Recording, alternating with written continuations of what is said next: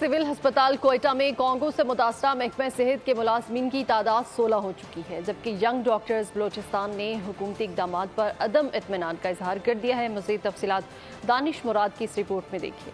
कोयटा में कॉन्गो बेकाबू, सिविल हस्पताल के 16 मुलाजमीन कॉन्गो का शिकार हो गए। एक डॉक्टर जान से हाथ धो बैठा। एक हमारा डॉक्टर जो था वो एक्सपायर हो चुका है। 8 डॉक्टरों और हेल्थ केयर वर्कर्स का टेस्ट पॉजिटिव आया था, जिसके बाद हमने हुकूमत से रब्ता करके फ़ौरन इनको कराची शिफ्ट करने के लिए बेहतर सहूलत के लिए उनसे रब्ता किया था। तर्जुमान यंग डॉक्टर्स एसोसिएशन के मुताबिक सिविल हॉस्पिटल में सहूलियात का फुकदान है। जो कांगो फीवर है बहुत ही ख़तरनाक मर्ज़ है, इसको फ़ौरन बाई एयर शिफ्ट किया जाए सब डॉक्टरों को। कराची में हुकूमती नुमाइंदे हुकूमत की वसअत से वहाँ पे उनको बेहतर सहूलत और जो आइसोलेशन वार्ड है वहाँ पे उनको प्रोवाइड किया जाए। यंग डॉक्टर्स ने हुकूमती इक़दाम पर अदम एतमाद का इजहार कर दिया।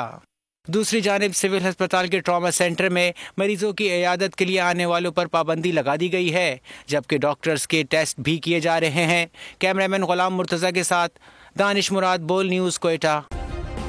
सब्सक्राइब करें और बेल दबाएं ताकि कोई खबर रह न जाए।